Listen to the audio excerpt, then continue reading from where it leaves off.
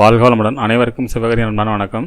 இந்த வீடியோவில் எதை பற்றி பார்க்க போகிறோம், நிஃப்டி மற்றும் பேங்க் நிஃப்டி அடுத்த நகர் எப்படின்னு பார்ப்போம். அதுக்கு முன்னாடி சப்ஸ்கிரைப் பண்ணிங்க.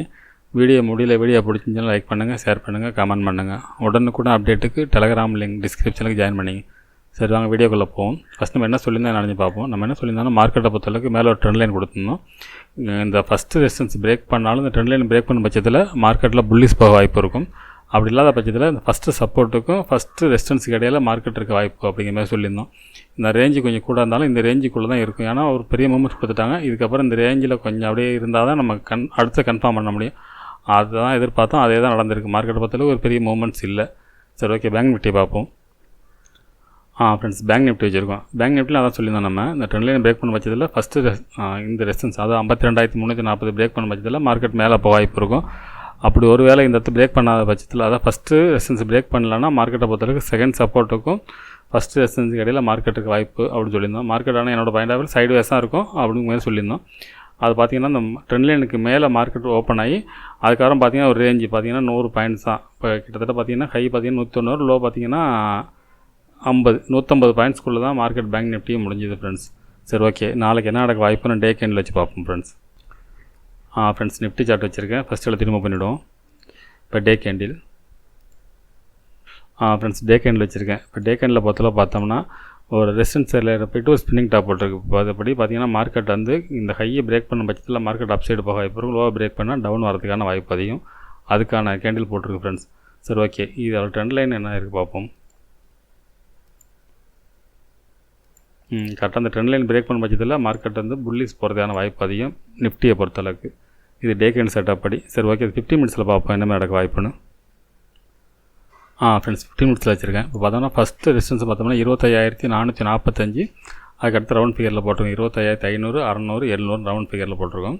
சப்போர்ட்னு எடுத்துட்டோம்னா 25,336, அடுத்து 25,292, 25,130 அப்படிங்கிற மாதிரி சப்போர்ட் போட்டிருக்கோம். சரி ஓகே, இது என்ன மாதிரி மூமெண்ட்ஸ் வாய்ப்புன்னு பார்த்தோம்னா இது வந்து எல்லோ ஜோன் கொஞ்சம் பெருசாக தான் இருக்குது. ஒரு நிமிஷம் ஃப்ரெண்ட்ஸ். இந்த எல்லோ ஜோன் பிரேக் பண்ண பட்சத்தில் மார்க்கெட்டை பொறுத்தளவுக்கு இந்த 25,130 வரைக்கும் இறங்கிறது வாய்ப்பு இருக்கும். இது பிரேக் பண்ணால்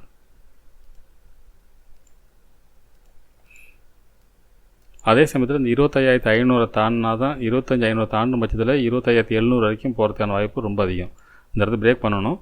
அப்படி இல்லாத பட்சத்தில் மார்க்கெட்டை பொறுத்த ரேஞ்சுக்குள்ள இன்றைக்கும் இந்த ரேஞ்சை விட்டு தான் இருக்க தான் வாய்ப்பு அதிகமாக தெரியும். என்னோடய பாயிண்ட் ஆஃப் வியூவில் மார்க்கெட்டை பொறுத்தளவுக்கு இந்த செகண்ட் ரெசிஸ்டன்ஸுக்கும் அந்த ஃபஸ்ட்டு சப்போர்ட் அல்லது எல்லோ ஜோன் வரைக்கும் இந்த ரேஞ்சுக்குள்ளே இருக்கிறதுன வாய்ப்பு தான் ஃப்ரெண்ட்ஸ் ரொம்ப அதிகமாக தெரியுது. மார்க்கெட்டை பொறுத்தளவுக்கு இந்த ரேஞ்சில் தான் இருக்கிறதுன வாய்ப்பு. நிஃப்டியை பொறுத்தளவு இந்த மாதிரி தான் இருக்குது. ஆனால் எல்லோ ஜோனை பிரேக் பண்ணிச்சுன்னா அடுத்தடுத்து ஃபால் இருக்கிறதுன வாய்ப்பு அதிகம். இப்போ இது வரைக்கும் நம்ம இந்த ரேஞ்சுக்குள்ளே சொல்லியிருக்கோம். இது பிரேக் பண்ணிட்டுனா அடுத்து நமக்கு டவுன் சைடுக்கான வாய்ப்பு ரொம்ப அதிகமாக தெரியும் ஃப்ரெண்ட்ஸ், இது பிரேக் பண்ணும் பட்சத்தில். சரி ஓகே, பேங்க் நிஃப்டியை பார்ப்போம். ஃப்ரெண்ட்ஸ், பேங்க் நிஃப்டி வச்சுருக்கேன். ஃபஸ்ட்டில் திரும்ப பண்ணிவிடுவோம். இப்போ டே கேண்டில் ஃப்ரெண்ட்ஸ் டே கேண்டில் வச்சுருக்கேன். இப்போ டே கேண்டில் பொறுத்தவரை பார்த்தோம்னா நேற்று பார்த்திங்கன்னா ஒரு ஹேங்கிங் மேன் போட்டிருந்தாங்க. இதுக்கு மேலே வெரி புல்லிஸ் கேண்டில் தான் மேலே முடிஞ்சிருக்கு. ஆனால் நிஃப்டியை பொறுத்தவரை பார்த்தோம்னா இன்சைட் கேண்டில், அதாவது இன்சைட் கேண்டில் சொல்ல முடியாது, நேற்றோட கேண்டிலோட அந்த பாடிக்குள்ளே முடிச்சிருந்தாங்க. இவங்க பேங்க் நிஃப்டியை பொறுத்தளவுக்கு ஒரு புல்லிஸில் தான் முடிஞ்சிட்டாங்க. இது செட்டப்படி மார்க்கெட் மேலே போகிறது வாய்ப்பு. ஆனால் இதில் ஒரு டேயில் ஒரு ட்ரெண்ட் லைன் இருக்குது. இந்த ட்ரெண்ட் லைனை தாண்டனால இந்த ரேஞ்ச் வரைக்கும் போயிட்டு இந்த ஹை வரும்னு நினைக்கிறேன்.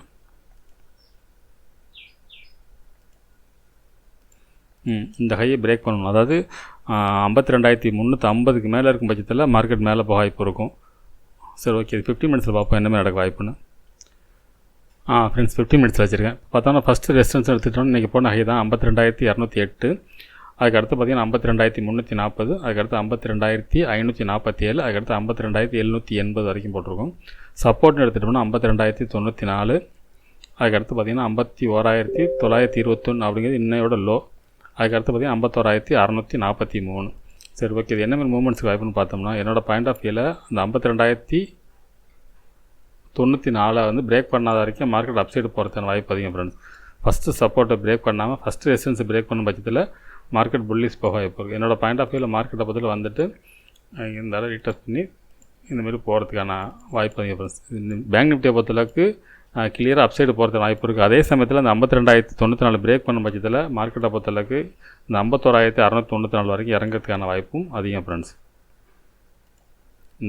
இந்த ஸ்டைலில் தான் இருக்குது.